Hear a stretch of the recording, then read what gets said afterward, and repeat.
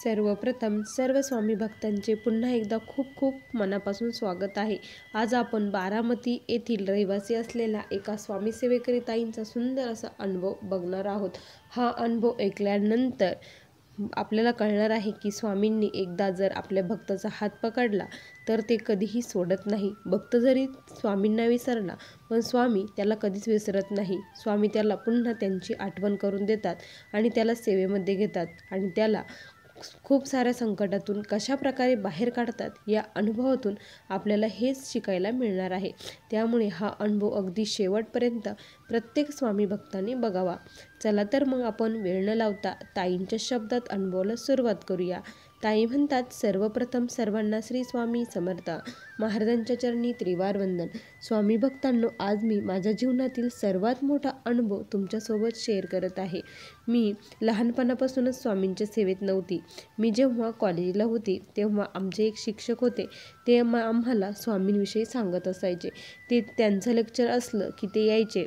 त्यावेळेस मी 11वी-12वीला होती आणि ते यायचे, आले की फळ्यावरती महाराजांचं नाव लिहायचे, श्री स्वामी समर्थ, आणि 2 मिनिट स्वामींविषयी सांगायचे की स्वामींचं नामस्मरण केल्याने तुम्ही सर्व दुःख दूर होतात, मन शांती मिळते, एक वेगळाच आधार आपल्याला मिळत असतो। स्वामींच्या भिवू नकोस मी तुझ्या पाठीशी आहे या वाक्याने खूप सारा आधार मिळतो।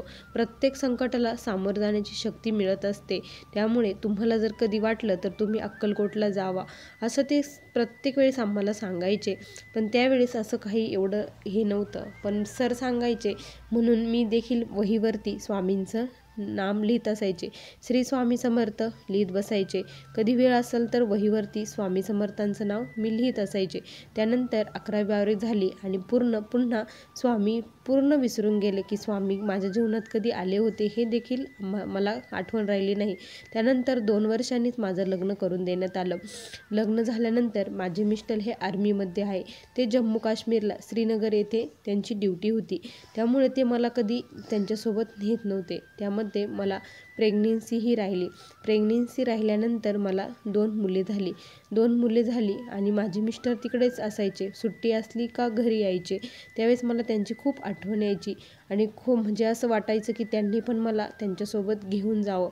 पण 4 वर्ष अशीच गेली आणि त्यांची ट्रान्सफर वगैरे काही एक होत नव्हती। त्यामुळे तिथं नेणं, ते म्हणायचे तिथं फॅमिलीला परवानगीच नाही आहे असं म्हणायचे। त्यावेळेस मग मला काय झालं की असंच मी मोबाईल बघत बसायची रात्रीच्या वेळेस। त्यावेळेस मग मोबाईल बघता बघता माझ्यासमोर तारक मंत्र आला आणि तारक मंत्र ते असं होतं की तुम्ही हा मंत्र ऐकल्यानंतर तुमचे सर्व दुःख, टेन्शन दूर होईल असं तिथे होतं। आणि मग मी तो लावला आणि मग त्या दिवसापासून मला खूप शांती वाटायची आणि मला लगेच झोप लागून जायची। त्यामुळे मी रोज रात्री तारक मंत्र लावूनच झोपू लागले। तारक मंत्र लावल्यानंतर झोप यायची। मग त्यानंतर असेच थोडे दिवस झाले आणि मी सहज स्वामींना म्हटलं की स्वामी, तुम्ही खरंच आहात का हो? तुम्ही जर खरंच असताल ना म्हटलं तर मला आहे ना त्यांच्यासोबत घेऊन जातील म्हटलं, आणि ते जर मला त्यांच्यासोबत घेऊन गेले ना तर मी तुमचा फोटो किंवा मूर्ती माझ्याकडे आणीन आणि तुमची सेवा करेल, असं मी स्वामींना म्हटलं। त्यानंतर खरंच 2-3 महिने झाले असेल तर त्यांची ट्रान्सफर ही अरुणाचल प्रदेश येथे झाली। अरुणाचल प्रदेशला ट्रान्सफर झाल्यानंतर मला इतका आनंद झाला ना की बस, आणि ते लगेच म्हटले की इथं फॅमिली नेण्यासाठी परवानगी आहे। असं म्हटल्यानंतर मला खूप आनंद झाला आणि त्यावेळेस कळलं की नाही, खरंच स्वामी आहे आणि स्वामींची इच्छा आहे मी त्यांची सेवा करावी। मी खूप आनंदात होते आणि सर्व पॅकिंग वगैरे झाली आणि आम्ही जाण्यासाठी निघालो। अरुणाचल प्रदेशला जायचं, त्यांच्यासोबत राहायला मिळणार यातच मला खूप आनंद होता। आम्ही सर्वजण गेलो। तिथे गेल्यानंतर पण मी स्वामींचा फोटो घेण्यासाठी विसरून गेले आणि तिथे तर काही मिळतच नव्हतं। मग तिथे आम्ही राहिलो आणि खूप छान दिवस चालू होते, आनंदात होती। त्यानंतर दिवाळीच्या वेळेस मी गावाकडे आले। माझ्या मनातच होतं की स्वामींचा फोटो, मूर्ती घेण्याचं राहून गेलं म्हणून।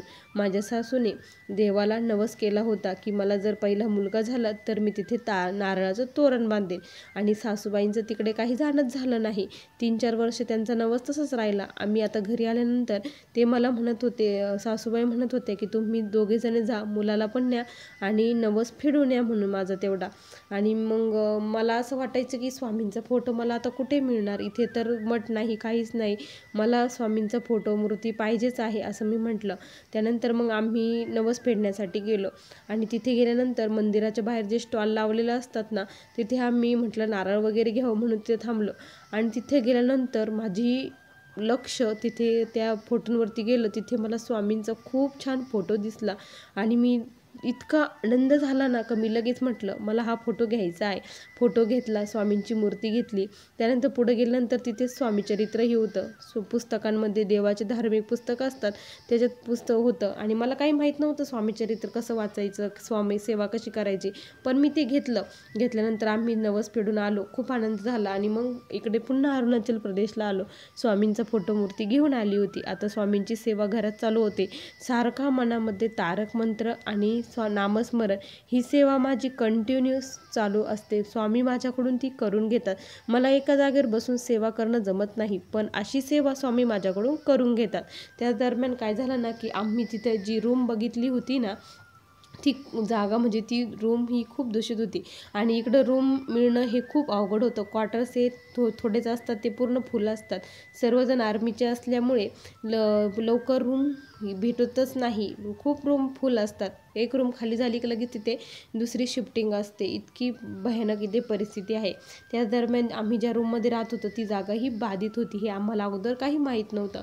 पण तिथले जे मालक आहेत ते पण तिथे राहत नव्हते. आणि त्यावेळेस काय झालं, आमच्या शेजारच्या ज्या भाभी राहत होत्या त्यांनी मला सांगितलं का गं ही जागा अशी आहे. आम्ही 2-3 वेळेस इथं खूप वाचलो आहे म्हणे. माझ्या मिस्टरांचा खूप मोठा ॲक्सिडेंट झाला, पण ते मरता मरता वाचले आणि आमचं ते संकट आमच्या कुत्र्यावरती गेलं.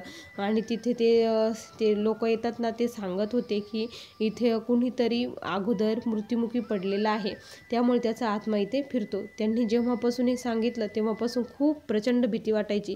यांना तर नाईट ड्युटीही असायची आणि त्यामुळे मनात माझी खूप भीती वाटायची. आणि त्यावेळेस काय झालं ना, की ते घराचे जे मालक होते ते घरी आले, 8 दिवसासाठी आले आणि त्यामध्ये 4-5 दिवसातच ते अचानक डेथ झाले. म्हणजे खूप ठणठणीत चांगले होते आणि अचानक वारले. त्यावेळेस खूप भीती वाटली आणि 4 दिवस त्यांची ती पूजा चालू होती आणि ते लोकही म्हणायचे घराबाहेर पडायचंही नाही, काहीच नाही. 4 दिवस इथे रात्रीची त्यांची नाईट ड्युटी. माझी खूप भीती आणि मी खूप रडायची आणि स्वामींचा धावा करत होती, स्वामींना बोलत होती, तारक मंत्र म्हणत होती आणि श्री स्वामी समर्थ महाराजांचा जप करत होती. स्वामी काहीतरी प्रचिती द्या असं मी स्वामींना म्हणत होती. स्वामी काहीच नाही, पण मला खूप भीती वाटायची. मग मी स्वामींना विनंती केली की स्वामी काहीतरी करा आणि मग आम्हाला एक छान अशी रूम मिळू द्या म्हटलं. आणि खरंच 15 दिवसातच इतकी छान रूम मिळाली ना, की म्हणजे तिला काही बघणंच नाही. इतकी छान, इतकी पॉझिटिव्हिटी होती त्या रूममध्ये की बस. मग आम्ही तिथे शिफ्टिंग केली. तिथे शिफ्टिंग केल्यानंतर म्हटलं स्वामी खरंच तुमची लीला ही खूप आगाध आहे. तुम्ही मला असे खूप आत्तापर्यंत अनुभव दिले, पण आता काहीतरी प्रचिती द्या. तुमचं अस्तित्व खरंच माझ्या घरात आहे, तुम्ही माझी पूजा स्वीकारतात हे मला दाखवून द्या म्हटलं. असं मी स्वामींना म्हटलं. आणि त्यानंतर पूजा वगैरे केली. गुरुवारची माझी पूजा असते. स्वामींच्या फोटोला गंध वगैरे लावले, सर्व हे झालं आणि मग मी हे केलं, आरती वगैरे केली आणि आम्ही जेवणासाठी गेलो. जेवण वगैरे झालं आणि माझी सवय होती रोज रात्री स्वामींना नमस्कार केल्यानंतरच मी झोपत असायची. आणि मग मी नमस्कार केला आणि मग बघितलं तर फोटोवरती अशी विभूती येताना दिसत होती, म्हणजे अशी विभूती पडलेली होती. आता फोटोच्या वरती काच होती, काचमधून ते दिसत होतं आणि त्यावेळेस खूप म्हणजे डोळ्यावरती विश्वास बसेना. स्वामी तुम्हाला प्रचिती मागितली आणि तुम्ही एवढी मोठी प्रचिती मला दिली म्हटलं. स्वामींना असं मी म्हटलं आणि खूप छान वाटलं. स्वामींचं म्हटलं तुमचं अस्तित्व खरंच माझ्या घरी आहे. त्यानंतर दुसऱ्या दिवशी सकाळी जेव्हा मी अभिषेक वगैरे केला, मूर्ती स्वच्छ पुसली आणि पुसल्यानंतर अष्टगंध लावला आणि ठेवून दिली. ज्यावेळेस मूर्ती ठेवून दिली त्यावेळेस मूर्तीला आपोआप घाम येऊ लागला. मूर्तीच्या अंगामधून असं हे पाणी गळू लागलं. मी तर स्वच्छ पुसून ठेवली होती, एवढं पाणी कसं गळत आहे हे मला कळेना. त्यावेळेस मूर्ती पूर्ण अंगामधून घाम निघत होता. म्हटलं नाही स्वामी तुम्हा याची पण प्रचिती दिली की तुम्ही खरंच माझ्यासोबत आहे. त्या दिवसापासून खऱ्या अर्थाने मी स्वामींच्या खूप जवळ आली आणि स्वामींची सेवा करू लागली. स्वामी भक्तांनो, असा मला आलेला हा अनुभव होता. श्री स्वामी समर्थ.